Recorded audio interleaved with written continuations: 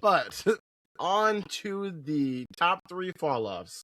So once we get to, we're gonna go Kyle, Toph, and then me. And then once we get to me, we'll kind of explain why this topic came up. But essentially, the question is across any industry that you choose from, your top 3 fall off celebrities, I guess. Kyle, what you got for us? So I had this one, and then Miranda reminded me that he's actually making a comeback because they're rebooting one of the shows he was in. But I still want to talk about him because the fall off for so long was real, and we don't know if this new show is going to work.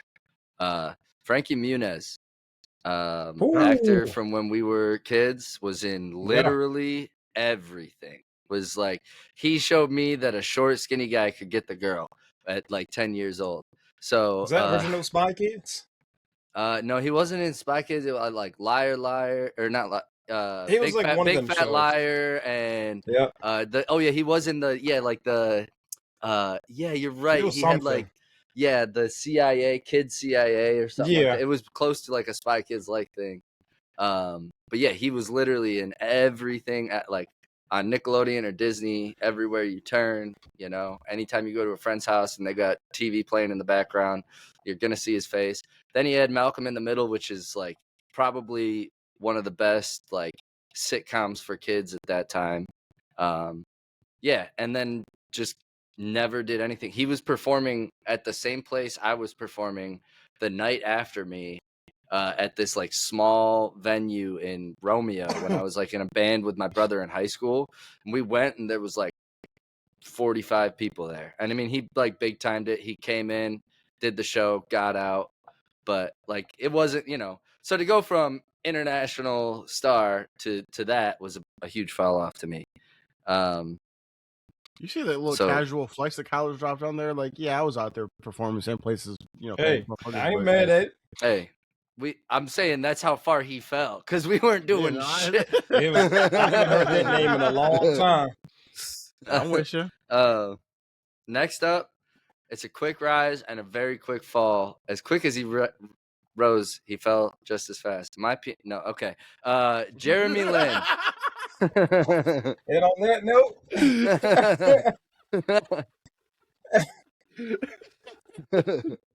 Jeremy Lin is next up on my end. He had a hell of a 15 games, and then was basically never to be heard from again. I mean, I didn't look up the metrics on this. I meant to before we got on here, but those jerseys I was seeing in school was insane. And those probably got burned or given away within 6 months. So yeah, that's pick number 2. Third up, I gotta give you hold on. I gotta give you some credit for that one, because you picked somebody that literally, bro. Well, the name, you picked someone. We're talking about fall offs. A Linsanity run is a thing. Like, you can apply that to anything. Yeah, like, true. We still talk about a Linsanity. Yeah.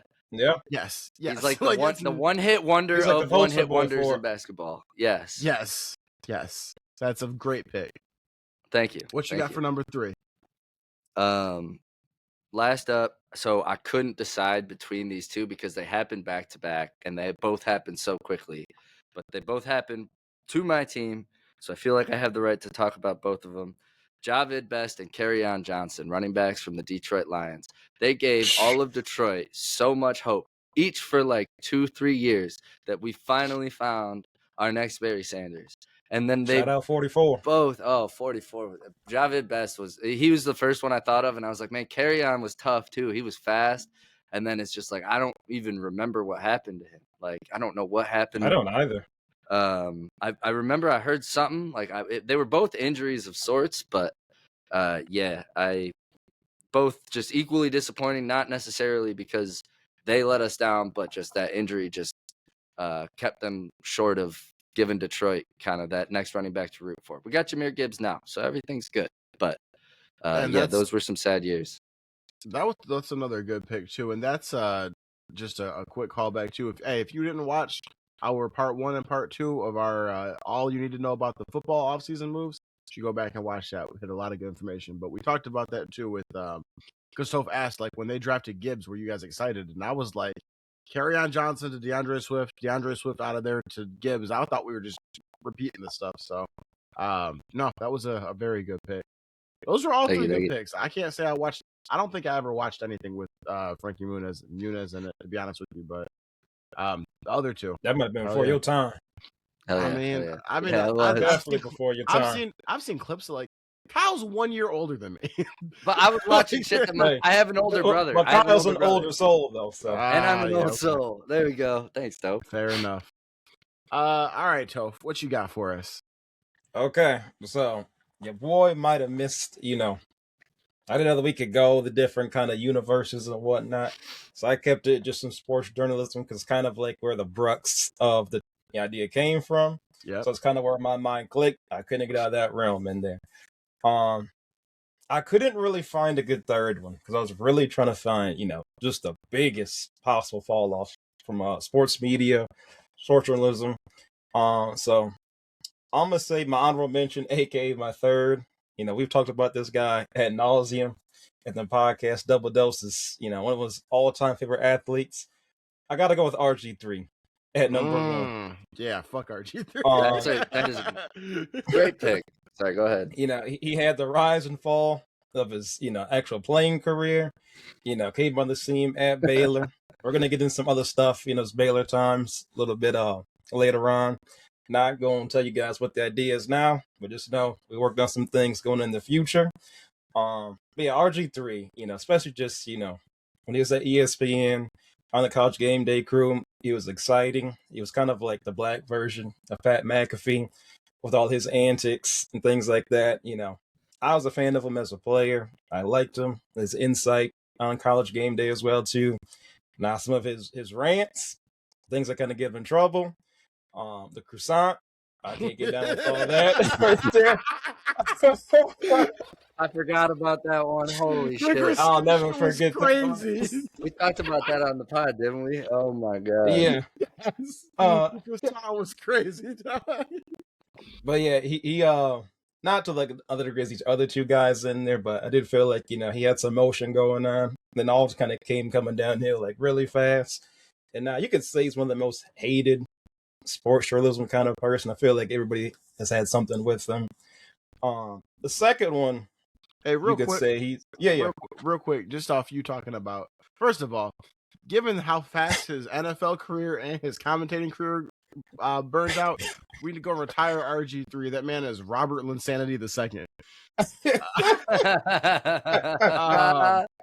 But second, you said he's one of the most hated. Just out of curiosity, who do you think is a more hated talking head, RG3 or Acho? Probably RG3. Ooh, okay. Just because he said, like, with the whole Angel Reese thing, like, you didn't get down to, like, some really, controversial things. Acho, he could just be annoying, but RG3 says some things, that hurt somebody cut pretty deep, so I'd have to give RG3 the nod. They got different kind of, things, but it's hard to miss past the Angel Reese. Everybody's prominent names have said things about him. I think when you got that kind of, animosity towards it, he has to be the most hated. I'm with you. Yeah. Number two? Really quick disclaimer, that is not Double Dose's favorite. Just had to put the little jab in there. I just want to clear that up right now. I do not fuck with RG3. But for anybody who didn't see it, those first couple of years before his first knee injury, was it 2 years before his knee injury? Oh man, I his rookie year, really? Was it just his rookie year? Yeah. Because he played the Seahawks and they got him.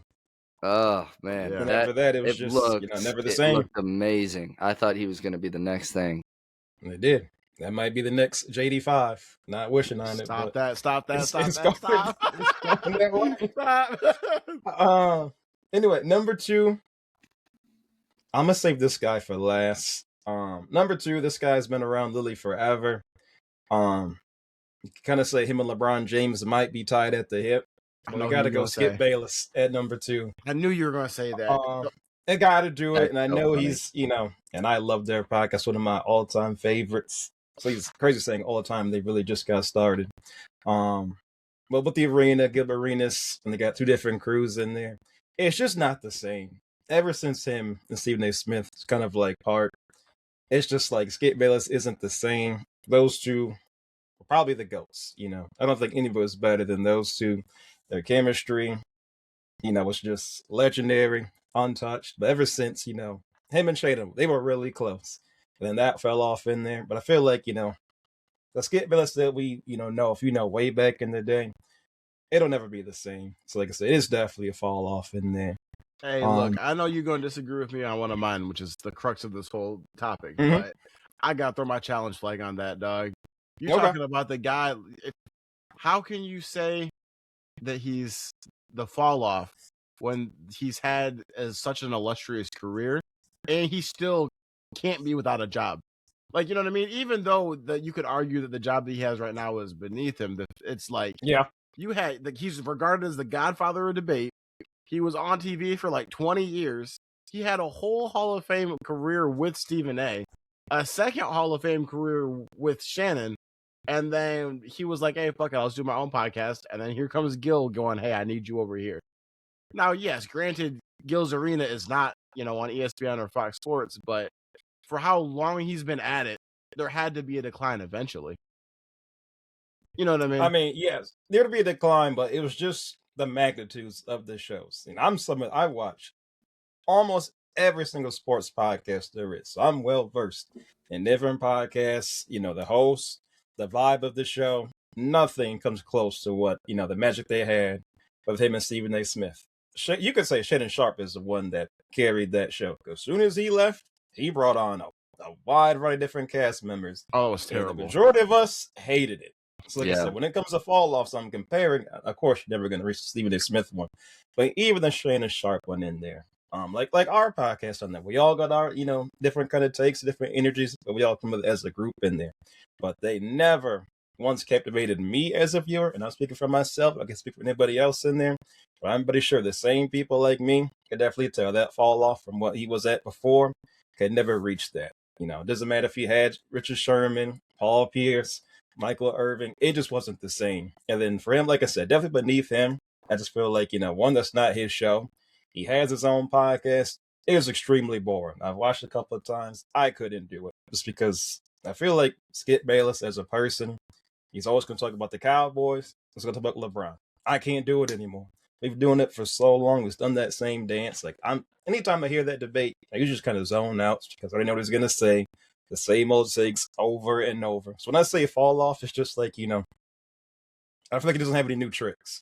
You know what I mean? Yeah, Like when I say that. I hear you there. You convinced me. I changed my mind, actually. There I we agree. go. Especially Yep. because, like, once Shannon left, he hit a fucking wall, and it was like, just straight down from there. Like you said, Yeah. it was all, same tricks. That shit with Richard Sherman and Keyshawn Johnson was disgusting. I did not Dry. ever want to listen Yeah, it to was that. terrible. That was terrible. I tried, but it was some nasty work. Yeah, But I he think definitely the Stephen A, from how highly regarded it was in the Stephen A days, and like how like it's like you don't know the good days until they're over, right? When he was with Yeah. Stephen A, like because I would hate watch them, but not like I would hate watch Skip in a sense usually, but like they both are very polarizing with their takes, so it's like you're like you vehemently disagree with certain shit they're saying, but yeah, you're like especially that Cowboys point that was Skip Mhm. as like. The last year of Shannon and then beyond, it was just all Cowboys glazing, all Cowboys love, Tom all Brady. the time. Tom Brady, Michael Jordan, just Like when those topics came, I said, okay, I'll skip So I this was one. I'll come switching. back for the Yeah. next segment. He was a person Yeah. that very much needs a very exciting co-host. Yeah. for sure. Like, Like I said, he has this energy. You needed like, you could say a Batman or Robin, a partner. You had to have the different kind of, personality types to match with his. Mm-hmm. Agreed. All right, number 3 for your toe. Number 3, this one hurts, man. This is probably what got me into just like, podcasts in general was, you guys remember I Am Athlete and Brandon Marshall? Mm-hmm. Mm-hmm. I feel like, because he was like one of the first, because this was like when the pandemic happened. I remember this. It was him, Fred Taylor, Channing Crowder was in there. Ocha was in there a little bit as well, too. But he was like the first, one of the first. He might not have been the first, but one that I really, noticed that took off. And his podcast was amazing. He talked about real life. They talked about ball. And it was always entertaining. You had, probably some of the best guests I've ever seen. The one with Prime, one of the all-time podcasts I've ever seen. But yeah, that was like my go-to podcast back then. I had to watch every single episode. But just Brandon Marshall, his career, if anybody's ever seen Brandon Marshall, borderline kind of crazy. He had the personality, all kind of stuff. But like I said, he was definitely like one of my first podcasters. And now I think I think it's still a thing, but it's not, ever since, he left, Fred Taylor, Ryan Clark, then the pivot came. So it's kind of like, you go out, other two still in there, bring Ryan Clark, and they still got the same magic. So Brandon Marshall, he was one of my favorite players too. He's got to go. He's my third one. This is a crazy fall off. I've watched some clips of him, but I never really was tuned in like that. But I've definitely seen those clips dry up. So I'm forced to agree with you on that one. Yep. That was a very early on plug by multiple different sports podcasts, and big ones by other former players, and you never hear them. And B. Marsh was on so many podcasts during that COVID time, and he totally did just kind of fall off. I agree. It's kind of funny. You chose sports players, but you didn't really choose necessarily all their sports careers. I guess Skip in a sports player. He didn't do much past high school. He wish he was. Yeah. Water Pistol Pete Jr. Yeah. But yeah, you pick sports topics, but yeah, like that was very you said, oh yeah, I'm the sports guy, but like that was real. That was like showed you ain't just. I'm basically saying, no. You know the viral topics and shit too. Give yourself more credit for sure. You know the viral topics and shit too. Maybe because you guys bring them in, I might have, but I'm not out there just scrolling trying to find the Delco person. Yeah. But y'all definitely more tapped in than me. Fair. It might come across my timeline, but for sure. Hey man, very rarely. This was not on my list. This was not prepared for, but I gotta slide a little late entry. He pulled a total strong arm for a new fall off, man. And I was getting on Kyle's ass about this a few days ago, and I'm so happy I get to do this live right now. Biggest fall off I've ever seen is once again your boy getting hit with the double teams, pissing down his leg. We are in the third quarter, and Kevin Durant is at 2 points going against the Lakers. 2 points. Man out there getting cardio. Every time I send a double at him, his brain freaking fries. Man, he ain't running. Shut up. I think he had a total, man. I think he had a total of 2 points the entire second half of when they played 2 days ago. It's been bad. Oh! KD hit a 3. Holy shit, he's at 5 points. Let's go. Just when you talk about him, the boogeyman gonna come and get you, dog. Hell nah. They about to also lose. LeBron James 100%. Yeah.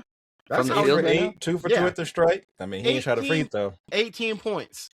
18 points in 18 minutes. That's how you don't fall off. That's how the GOAT keeps being the GOAT. So we're not going to talk about DeAndre Ayton? 6 for 8? Nah. We ain't going to talk about DeAndre Ayton tonight. 2 blocks? Come on now. Hey, look. So let me give y'all my honorable mention before I get going. I wanted to wait to make sure no one said it. The fall off of the baby and Tory Lanez. Honorable mentions. The baby had such a high rise and crushed it. Just blew it all up. And now no one knows where the baby is anymore. Tory Lanez during COVID had the world in his palm with his lives. He had some really good music, and he fucked it all up because allegedly he shot Meg in the foot. I'm only saying allegedly because I wasn't there, but that man probably did that. Really quick? Yes, sir. It's crazy. He said Tory Lanez. Yeah. I knew about Tory Lanez before he even went mainstream. I remember I'm in elementary school. No. 9th grade. Freshman in high school. I remember I was on hot new hip hop every day. This man had a new song every single day. So yeah, Tory Lanez, he was one of my all-time favorites before, he got to the mainstream and everything. I was listening to that man back in the trenches. So shout out to Tory Lanez. But yeah, that fall off, oof, that's brutal. His music hit for a minute there for sure. 2016 was, I think, when I came on with him. That I Told You album, fire. And then you fucked it all up, Tory. But mine was 09. Sheesh. This is basically how. Golly. Yeah, I know. It's like Oh, 09, no, 2010. 09, holy shit. 09, Oh 2010. shit! Hey, speaking It was of about around He that was time. trying to be with the stallion, dude. Hey, speaking of people who fell off around 2016, anybody heard from Bryson Tiller? Shit. Hey, I still got some Bryson Tiller on my Spotify, but Anything not as much as new? I used to. Fetty Wap? Yeah, I actually do have a new song by. Oh, I might I have to tap look it in. up, but it was actually pretty fire. I was gonna say Bryson Tiller, Fetty Wap, Tory Lanez, the baby, Ghosted, and all of them. I'm pretty sure Fetty Wap lost his other eye and got lost, but I don't know. That might just be a rumor. That's crazy. Oh, That's Bryson sad. Tiller and Blackboy Max got a song. WYD. That is such a stupid fuck. This is how I know I'm getting old, nigga. Your Black name Boy Max. is after the shit on teeth. You go to the go to the dentist. Whoa, they whoa, like, whoa, sir, whoa, you need whoa, to. whoa, you need to whoa. Hold scrub, on, hold make sure on. you don't have plaque on your Hold teeth. on. This nigga said, my name is Blackboy Max, and I'm a bacteria. We are not gonna have no kind of Blackboy Max slander here today. Now I ain't gonna stand for it. It's crazy that the youngest guy on the podcast is arguing with the oldest guy on the podcast about young nigga music. I got a lot of 21-year-old Blackboy Max streamer on my slash Spotify rapper. now. Hey, when you put your shuffle on, you get Blackboy Max, then you get Cavity Brian.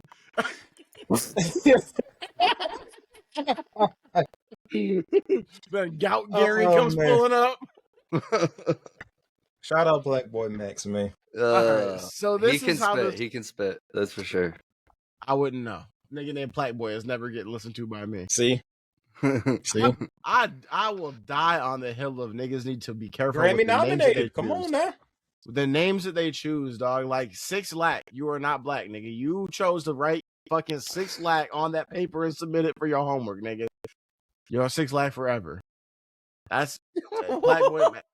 I'm just, Listen. At least his name ain't Lil Blackboy Max. At least he ain't put the Lil in it like everybody else wants to. True.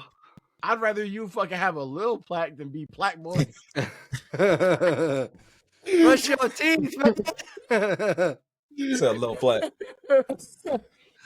That's funny. All right. So this is how this whole topic came up. I'm on Twitter the other day, or Instagram, one of the two, and it's come across a video of basically Shannon Sharpe once again just terrorizing Ocho for the fact that Ocho had to was been asking to go to a Hawks game for forever, wanted Joe Johnson to take him. Joe's finally, it is Joe Johnson, right?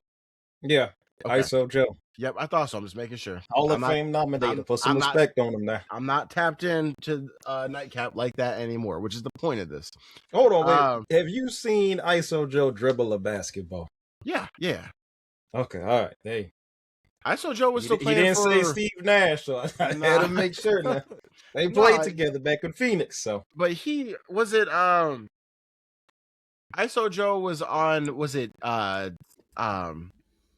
the Jazz? this. Was he on the Jazz like in like Yeah. 2015, 2016? That was like to the end of his career. He was cooking. That's when I was watching him.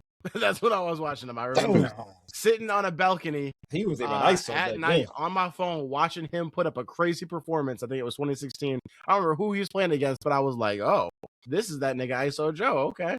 Yeah, ISO will Yep. get buckets, boy. Yes, he Mid gets. range killer. Yep, absolutely. Paul Pierce, But, he'll let you know. All right. So I'm watching Tara Ocho up about the fact that basically Ocho's kid had for something came up and had to move their birthday party. The only day it made sense to do it was on the day that he was going to go to this. So Ocho had to cancel after ISO Joe had figured this all out.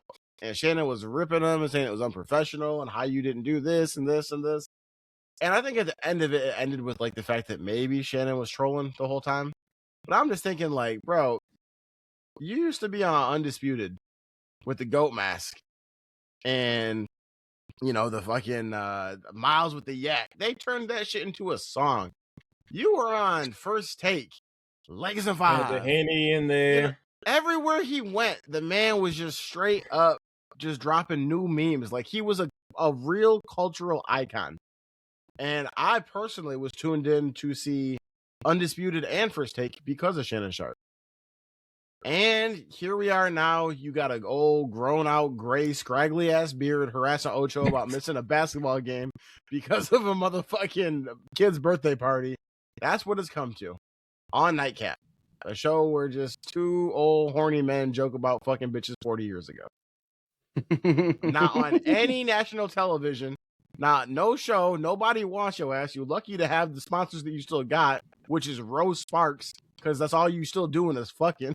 The career ain't going the way that you thought it was going to. As Shannon Sharpe is one of my favorite, at his peak, one of my favorite sports commentators, talking heads of all time. If it was no Shannon Sharpe, there may never have been a late entry. So this really hurts me to come out here and say.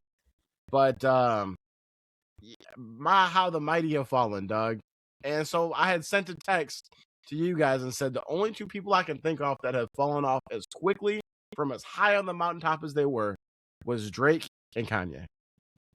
So those are my three. Shannon Sharpe, Drake, and Kanye. Yeah, Yep. I mean, from the mountaintop, Drake was on. Both of those musical artists from the mountaintop they were on to where they are now. Absolutely. People still be listening to their music like crazy, of course. Like they're still going to be getting insane downloads. But those are two huge fall offs. Shannon, to me, I didn't know that happened. I guess on that episode. Shout out ISO Joe. Sorry you had to sit through all that. I guess, but He wasn't. He wasn't on it. Oh, he wasn't on that. Oh, okay. I thought you were saying He was at the game. That. Oh, okay. Oh, he was at the game. Oh, okay. Okay. I'm sorry. I'm trying to keep up here. It's all good. It's white people shit, you know. I do agree. He was everywhere. He was. I mean, our whole show for the first month and a half was just trying to get as many Lakers and 5 jokes out as we could as when we started this podcast. Because that was just a funny meme. And I like you just said, First Take, all that, had a lot to say. He was the reason I tuned in to any episode with him and Skip towards the end, especially. But yeah, definitely a fall off from what happened for sure. I know Toph doesn't agree, so let's hear it.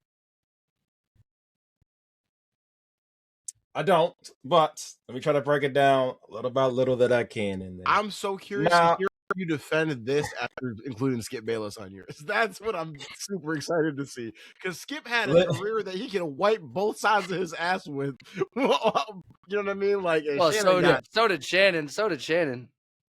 I mean, playing career. If you take it in the playing career, he could wipe both sides of his ass with that.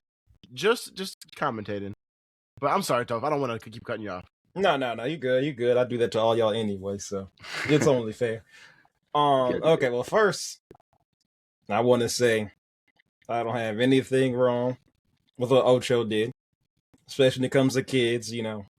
There's always comes a time and place when it comes to trolling and joking, because this is the first time he's, belittled him on, live on the show in there. Speak on it. You probably remember the one where, he was late. I think he was, out to dinner or something. I think it was around that one. So it's not the first time that, they've kind of had this interaction literally live on the show. Yep. That we just talked about in pre-show about Kenyon Martin and what he just did, live on the show. So I'm definitely not, with Ocho on that side in there. You definitely don't talk about a man's, I wasn't trying to talk about his kids specifically, but, when you put that out there on the live, what do you think he's going to do, Because like I said, Ocho, I feel like everybody here loves Ocho. He may not always have the best takes in there, but he's entertaining. And you could tell when Ocho's mad, because when he gets, passionate, he starts talking, in this kind of tone, you could tell that was something that, he even said, I do not play. When it comes to my kids, I'm dropping everything. And as, I ain't got no kids. As you should, as a fucking man. Yes, yep. Like I said, someone, Shannon, who has kids, you would think that, you should know there's a time to joke, a time to place in there. So like I said, I definitely don't agree with kind of mixing that in there. It's a live show. You guys are probably at this point, you probably have reached 2 million people, subscribers, which is an amazing record to have in a short amount of time in there. But you got to think, if you got all those people in there, I would want to subject my community to that. I know they kind of joke when he had his little, situation with the OnlyFans girl. They was on his head. And like I said, he took it like a G, allegedly. Whatever happened, since it never went to trial, there's no charge for it in this, so you can't say that he did or didn't. But, when you settle for it, it is what it is. I can't see the fall off just because, for one, ESPN is a fall off. So if you want to say him getting knocked off for ESPN, it is what it is. When you're with the ESPN, that is Disney. If you have something going on there, just from a branding standpoint, it looks bad, especially with, Disney, and they don't mess with anything like that. They've, sent up a lot of people. They've got, away with it. RG3 talked about him. He's off ESPN. So ESPN has a very short leash when it comes to real life things in there. We've seen it done before. I personally think Shannon Sharpe was bigger than ESPN. Stephen A. Smith wanted him on the show. And Stephen A. Smith, whatever he wants, he gets in there. But there comes a point in time when even his pull can't save you in there. As far as sponsorships, yes, Rose the big one. It might be kind of controversial with, that thing going on in there. A lot of people have Rose Sparks in there, I'm not mad at it. I know what you're saying. Yeah. But like I said, for a man that has probably one of the biggest platforms other than, the Kelsey brothers in there, there's not some bigger podcasts than there's in there. Even everything that's got going on there, my biggest thing is I think that was classless in there, which we all agree with that point in there. But I can't say someone's fallen off when you have the respect from your individuals. Like I said, the Shay Media is a wide brand, has other kind of shows into it as well too. And there's not too many people who could go on his podcast and be full transparent as they can, just because of how he can conduct the interview in there. They kind of give, there's no judgment. People kind of feel free to kind of talk about whatever on that show. So like I said, in terms of a fall off, I don't see it. But like I said, I'm definitely not going to, say he's done no kind of wrongdoing in there, especially with Ocho. There's some things that, go ahead. My only 2 points to that, or pushback of that, would be the fact of, yes, we all agree that the shit was classless with the Ocho thing recently. But it's like, bro, we're like it's like your quarterly earnings report at a business. Like every fucking 3 to 4 months is a new Shannon just did something to Ocho that was like, all right, bro. And I remember watching an episode a few months ago, and all the chat was just saying was, motherfucker, can you let Ocho finish a sentence? Because Shannon would just bulldoze him. But it's I say that all the time. Here's how I would describe the fall off. Ready? This is in my opinion. You tell me if I'm wrong. This is the trajectory for me.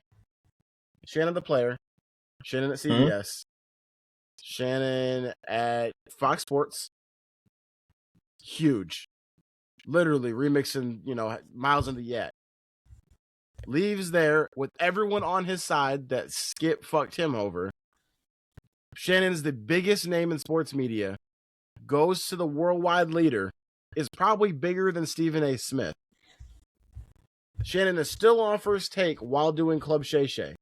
Cat Williams interview. Tell me that anything after this point here has been higher. That's the peak.